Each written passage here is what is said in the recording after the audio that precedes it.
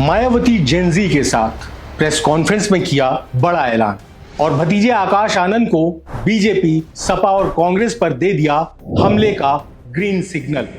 उत्तर प्रदेश की राजनीति में चुनाव से पहले एक बार फिर हलचल तेज हो गई है। एक तरफ 2027 के विधानसभा चुनावों की तैयारियां जोर पकड़ रही हैं, तरफ मायावती ने साफ कर दिया है कि इस बार बसपा किसी के सहारे नहीं बल्कि अपने अकेले दम पर चुनाव लड़ेगी।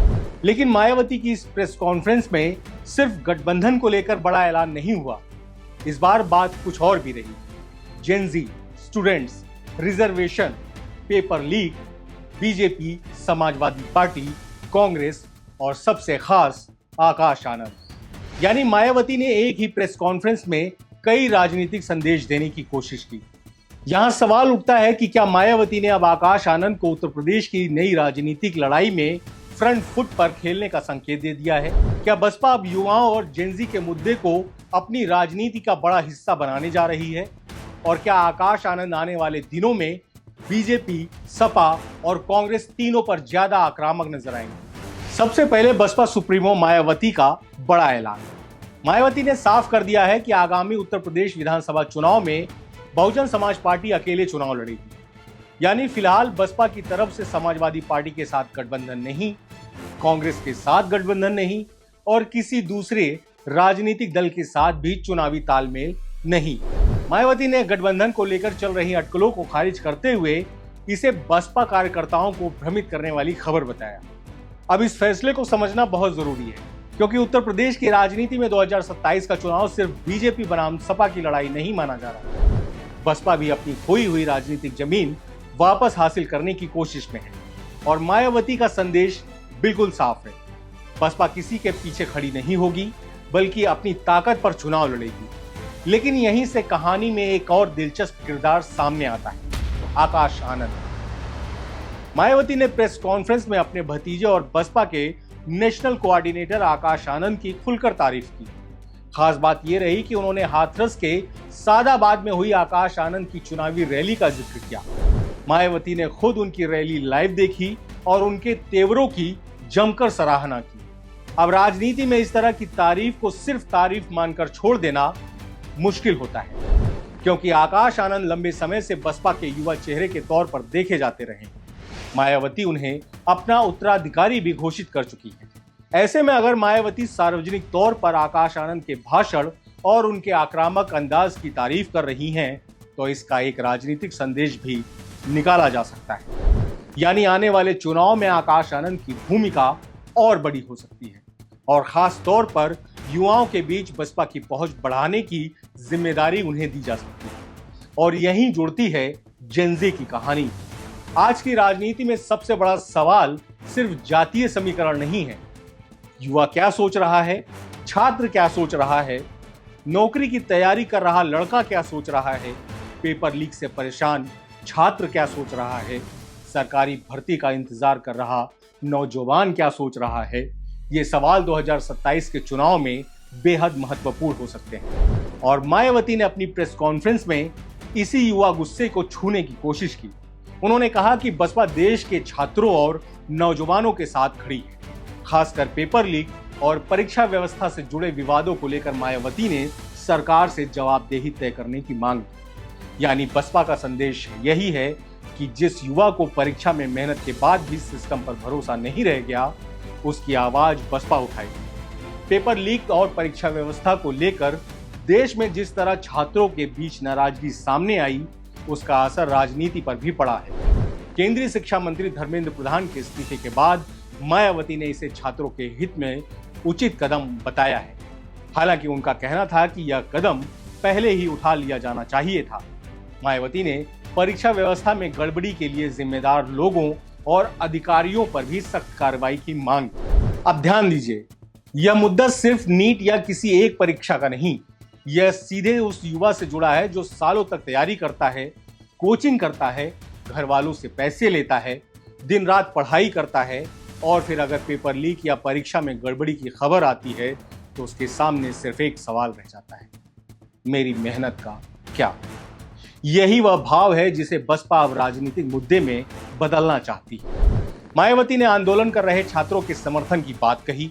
उन्होंने जंतर मंतर पर प्रदर्शन कर रहे छात्रों के खिलाफ पुलिस कार्रवाई की निष्पक्ष जांच की मांग की। साथ ही आंदोलनकारी छात्रों पर दर्ज एफआईआर और शिकायतों को वापस लेने की भी मांग रखी। लेकिन इसके साथ मायावती ने छात्रों को एक खास संदेश भी दिया। उन्होंने कहा कि युवा अपने अधिकारों के लिए आवाज जरूर उठाएं, लेकिन किसी राजनीतिक दल का मोहरा ना बने और आंदोलन को शांतिपूर्ण रखें। यानी बसपा एक तरफ छात्रों के साथ खड़े होने का संदेश दे रही है और दूसरी तरफ ये भी कह रही है कि युवा आंदोलन को राजनीतिक दलों के कब्जे में नहीं जाना चाहिए। यहीं पर जेनजी और बसपा की नई राजनीतिक कनेक्शन दिखाई देता है। अब आते हैं आरक्षण के मुद्दे पर। मायावती ने आरएसएस प्रमुख मोहन भागवत के आरक्षण और संपन्न वर्ग द्वारा आरक्षण छोड़ने से जुड़े बयान पर तीखी प्रतिक्रिया दी। मायावती ने इसे जातिगत सोच से जोड़ते हुए कहा कि आरक्षण को केवल आर्थिक नजरिए से नहीं देखना चाहिए। उनका तर्क है कि एससी, एसटी और ओबीसी के लिए आरक्षण सिर्फ गरीबी दूर करने की योजना नहीं है, यह सामाजिक भेदभाव और ऐतिहासिक समानता से जुड़ा हुआ मुद्दा है। और इसी वजह से मायावती ने आरक्षण में क्रीमी लेयर की चर्चा का भी विरोध किया। उन्होंने इसे संविधान और बाबा साहब भीमराव अंबेडकर की सोच के खिलाफ बताया। यानी बसपा एक बार फिर अपने सबसे पुराने और सबसे मजबूत राजनीतिक मुद्दे पर लौटती दिखाई दे रही है, आरक्षण और सामाजिक न्याय। अब दिलचस्प बात देखिए, मायावती का निशाना सिर्फ बीजेपी नहीं रही, उन्होंने समाजवादी पार्टी और कांग्रेस पर भी हमला बोला।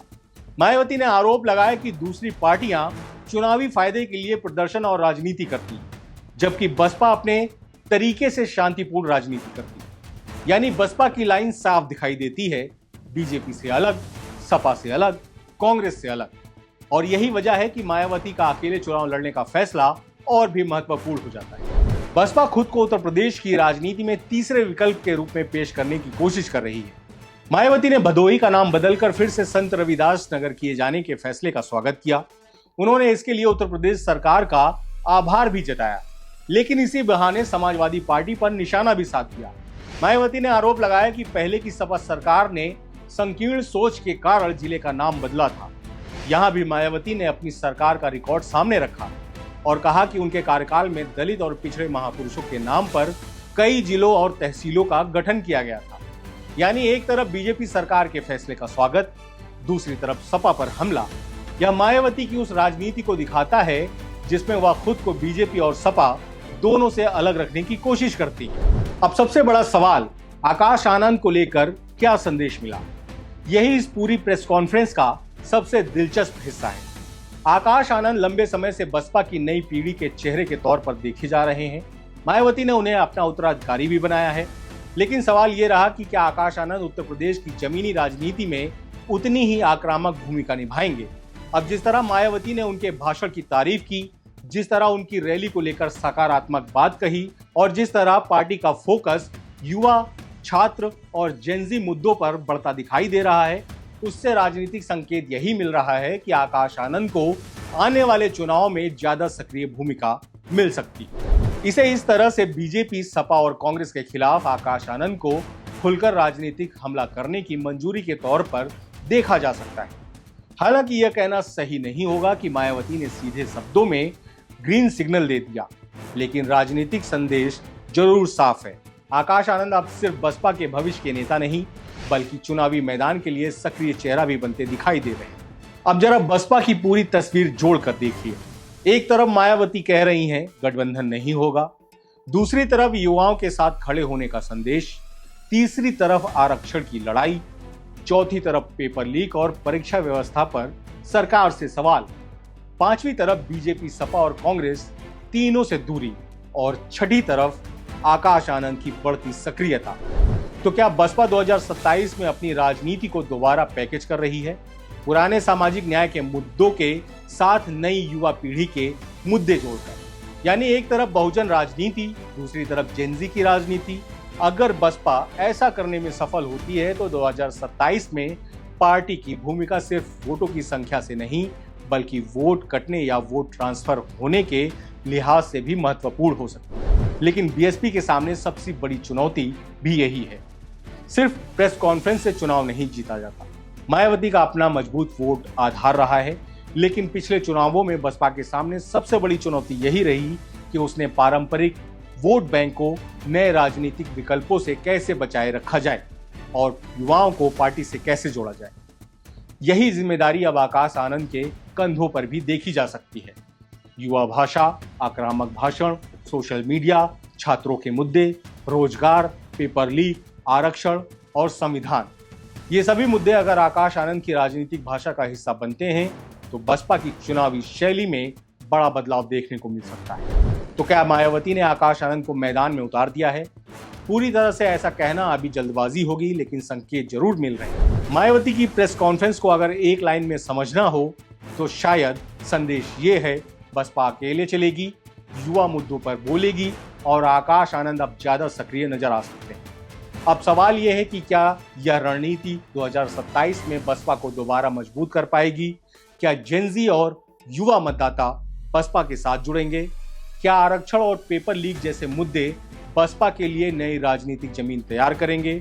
और सबसे बड़ा सवाल, अगर बीजेपी के खिलाफ युवा नाराजगी है तो क्या वोट बसपा की तरफ आएगा या सपा कांग्रेस के पास जाएगा? क्योंकि 2027 में सिर्फ ये मायने नहीं रखेगा कि कौन जीत रहा है, ये भी मायने रखेगा कि कौन किसका वोट काट रहा है।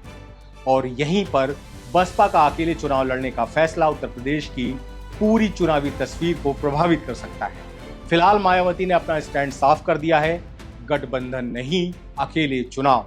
और आकाश आनंद वो अब ज्यादा आक्रामक होकर मैदान में उतरते हैं या नहीं, इस पर सबकी नजर रहेगी। क्योंकि अगर मायावती बहुजन राजनीति की पुरानी ताकत है तो आकाश आनंद के सामने चुनौती है उसी राजनीति को जेनजी की भाषा में बदलने की। और अगर ये प्रयोग सफल हुआ तो 2027 के उत्तर प्रदेश विधानसभा चुनाव में बसपा को नजरअंदाज करना शायद किसी भी पार्टी के लिए आसान नहीं होगा। आपको क्या लगता है, क्या आकाश आनंद युवाओं के बीच बसपा की वापसी करा सकते हैं? क्या मायावती का अकेले चुनाव लड़ने का फैसला सही है? और क्या 2027 में बीएसपी, बीजेपी और समाजवादी पार्टी दोनों का खेल बिगाड़ सकती है? कमेंट में अपनी राय जरूर बताइए।